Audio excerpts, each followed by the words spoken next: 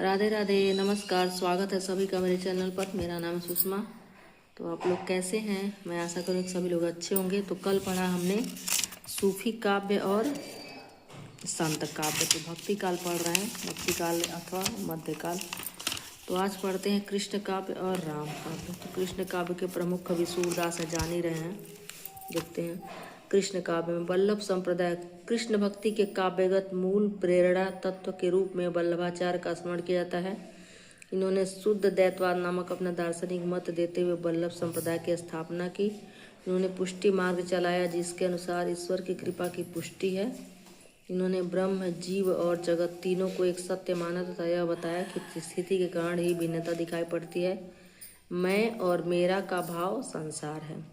राष्ट्रछाप वल्लभाचार्य के पुत्र विट्ठलनाथ ने अपने पिता के 4 तथा अपने 4 शिष्यों को लेकर एक मंडली गठित की, जिसे अष्टछाप कहा गया। इसमें कुंभन दास, परमानंद दास, कृष्णदास व सूरदास आचार्य वल्लभ के शिष्य थे, जबकि गोविंद स्वामी, छित स्वामी, नंददास व चतुर्भुजदास विट्ठलनाथ जी के शिष्य थे।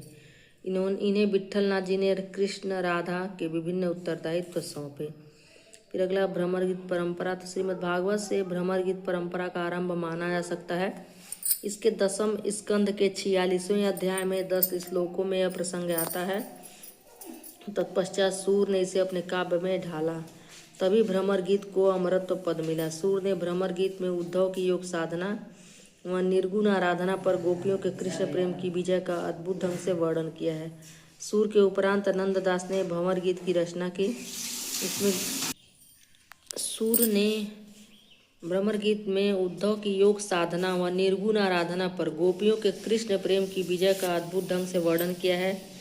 सूर के उपरांत नंददास ने भंवर गीत की रचना की। इसमें गोपियों की तार्किक समृद्धि अधिक है। गोस्वामी तुलसीदास ने कृष्ण गीतावली के परोक्ष रूप से भ्रमर गीत परंपरा से संबंधित कुछ पदों की रचना की है। बरकतुल्लाह प्रेमी ने अपने भ्रमर गीत में गोपियों की भौतिक तथा आध्यात्मिक दोनों विचारधाराओं को प्रमुखता से स्थान दिया है। जगन्नाथ प्रसाद रत्नाकर ने उद्धव शतक नाम से भ्रमर गीत परंपरा का ग्रंथ लिखा।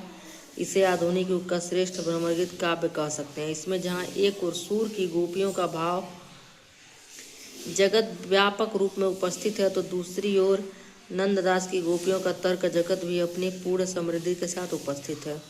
इनके अतिरिक्त कुछ सरस्वती पुत्रों ने भ्रमर गीत लिखे हैं। अद्या सिंह उपाध्याय प्रिय प्रकाश लिखा है। रमाशंकर शुक्ल ने भ्रमर गीत लिखा है। पंडित अमृतलाल चतुर्वेदी ने श्याम संदेशो लिखा है। और भी है। मीरा का जन्म हुआ मेड़ता के निकट कुटकी में राठौड़ वंश की मेड़तिया शाखा में। इनके प्रवर्तक राव दूदा मीरा के दादा थे। इनका जन्म 1504 ईस्वी में और मृत्यु 1558 ईस्वी में 1558 ईस्वी से मीरा द्वारा रचित कही जाने वाली जो रचनाएं प्राप्त हुई हैं अथवा जिनका उल्लेख मिलता है, वे संख्या में 11 हैं। गीत गोविंद की टीका, नरसिंह जी का मायरा, राग सोरठा का पद, मलार राग, राग गोविंद, रुक्मिणी मंगल, नरसिंह मेहता की हुंडी, चरित्र तथा स्फुट पद। इनमें स्फुट पद ही मीरा की प्रामाणिक रचना है तथा अन्य रचनाओं में से कुछ तो अन्य कृतिकारों द्वारा रचित है तथा कुछ लोक प्रचलित जनश्रुतियों अथवा किंवदंतियों के आधार पर मीरा के नाम से संबंध हो गए। मीरा के स्फुट पद मीराबाई की पदावली नाम से प्रकाशित है। फिर अगले हैं रसखान। रसखान का जन्म 1553 के आसपास माना जाता है। इनका जन्म स्थान प्रारंभिक निवास दिल्ली अथवा उसके आसपास का क्षेत्र माना जाता है। रसखान ने विट्ठलनाथ से वल्लभ संप्रदाय में दीक्षा ली। 252 वैष्णव की वार्ता में भी उन्हें वल्लभ संप्रदाय का अनुयायी बताया गया है। तुलसीदास ने अपने रामचरितमानस का पाठ सर्वप्रथम रसखान को यमुना तट पर सुनाया था। रसखान का देहांत भैया को भी दे दो। ये तो मेरा है।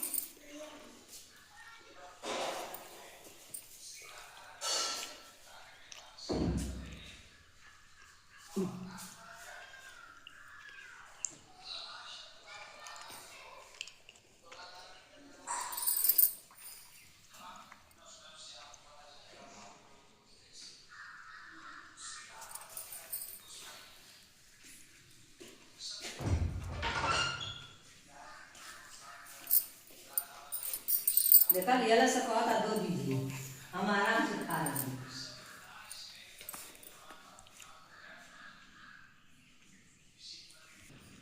इनका जन्म 1553 के आसपास माना जाता है। इनका जन्म प्रारंभिक स्थान दिल्ली अथवा उसके आसपास का क्षेत्र माना जाता है। रसखान ने विट्ठल नाथ से वल्लभ संप्रदाय में दीक्षा ली। 252 वैष्णव की वार्ता में भी उन्हें वल्लभ संप्रदाय का अनुयायी बताया गया है रसखान को।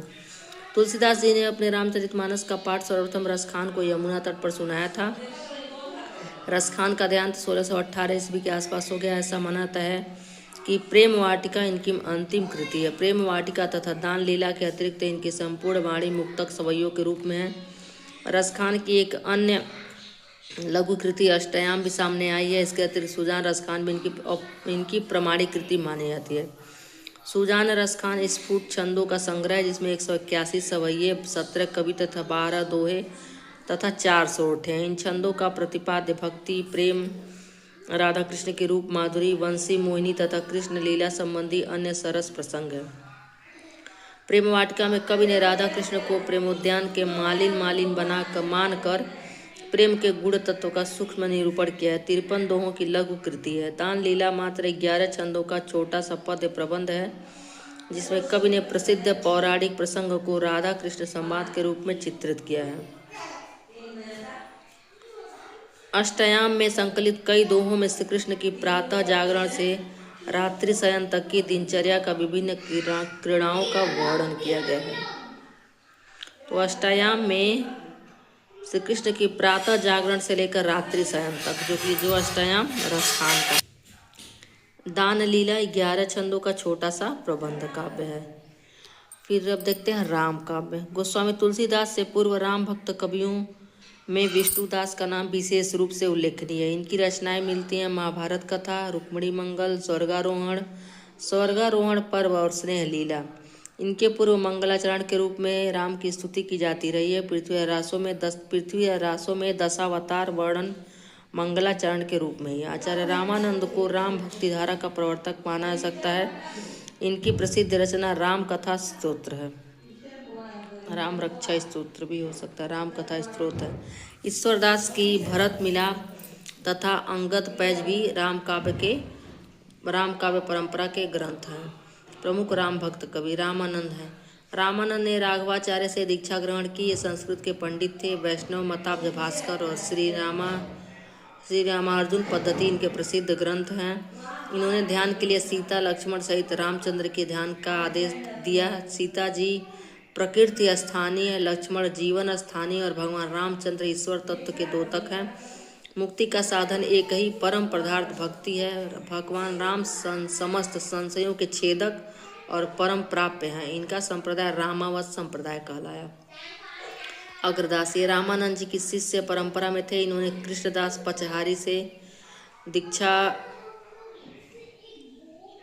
ग्रहण की थी। इनकी गद्दी जयपुर के समीप गलता थी। इनके मुख्य ग्रंथ ध्यान मंजरी, अष्टयाम, राम भजन मंजरी, उपासना बावनी और पदावली है। इनकी भाषा ब्रज है। ये अग्रली नाम से स्वयं को माता जानकी की सखी मानकर काव्य रचना किया करते थे। राम भक्ति में रसिक भावनाओं का समावेश इन्होंने ही किया था, अग्रदास ने।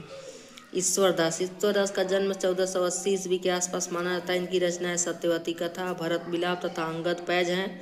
भरत मिलाप में वन में राम भरत के मिलन का अद्भुत वर्णन है। अंगद पैज में रावण की सभा में अंगद के पांव जमाकर डट जाने का वीर रसपूर्ण वर्णन मिलता है। तुलसीदास राम भक्ति काव्य के शिखर पर गोस्वामी तुलसीदास निर्विवाद रूप से विराजमान है। राम काव्य क्यों, समस्त काव्य जगत में तुलसी श्रेष्ठता के सर्वोच्च एवं नवीन मापदंडों के स्वीकार किए जाते हैं। इनका जन्म 1532 ईस्वी में गोंडा जिले के सरयू किनारे सूकर खेत नामक तीर्थ स्थान पर हुआ। संवत 1680 को तुलसी का देहांत हुआ। इनके 27 ग्रंथ उपलब्ध हैं, परंतु 13 ग्रंथ प्रामाणिक माने जाते हैं। दोहावली, कवितावली, गीतावली, रामचरितमानस, रामाज्ञा प्रश्नावली, विनय पत्रिका, रामलला नहछू, पार्वती मंगल, जानकी मंगल, भरवै रामायण, वैराग्य संदीपनी, हनुमान बाहुक और कृष्ण गीतावली। रामचरितमानस तुलसी की श्रेष्ठता का सर्वाधिक दृढ़ाधार है। विश्व भर में ऐसा अन्य ग्रंथ दुर्लभ है। तुलसी ने रामचरितमानस द्वारा पराजित हिंदू जाति के जीवन में एक ऐसी चेतना का संचार करना चाहा था जो अपने भीतर छिपी दैवी शक्ति को नितांत विस्मृत कर चुकी थी। हताश और पददलित जातियां जब बाह्य उद्बोधन से जागृत नहीं होती, तब उन्हें अंतः उद्बोधन से जगाया जाता है।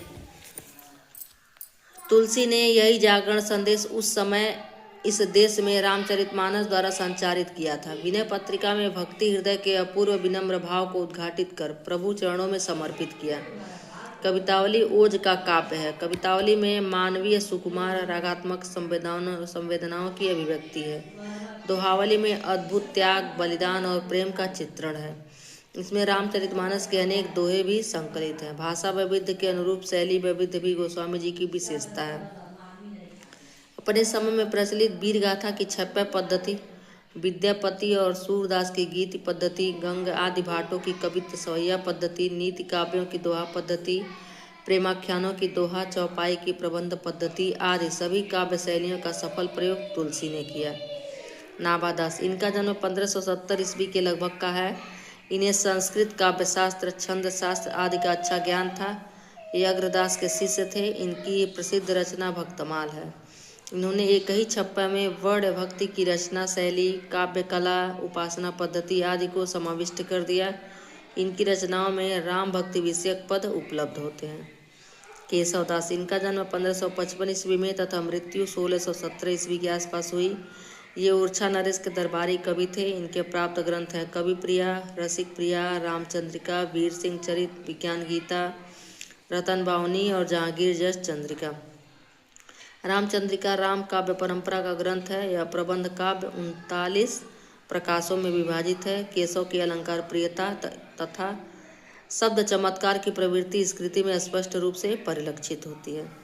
सेनापति, इनका जन्म 1589 ईस्वी के आसपास माना जाता है। इनके गुरु हीरामणि दीक्षित थे। कवित्व रत्नाकर इनका प्रसिद्ध ग्रंथ है। इस ग्रंथ का रचना काल सन 1706 है। इस ग्रंथ की चौथी और पांचवी तरंगों में रामायण के विविध मधुर प्रसंगों का वर्णन सुसंस्कृत अर्थगर्भित भाषा में किया गया है। अन्य राम भक्ति कवियों में प्राणचंद चौहान, माधव दास चारण, हृदय राम, नरहरि बारहट, लालदास, कपूरचंद त्रिखा आदि हैं। तो हमने पढ़ा भक्ति काल के अंतर्गत सूफी काव्य, संत काव्य, कृष्ण काव्य, राम काव्य। अब पढ़ेंगे रीति काल। तो हम पढ़ रहे हैं हिंदी साहित्य के इतिहास को थोड़ा संक्षिप्त में एक बार रिपीट भी हो जाएगा। तो मिलते हैं फिर अगले वीडियो में। तब तक के लिए धन्यवाद, नमस्कार, खुश रहिए।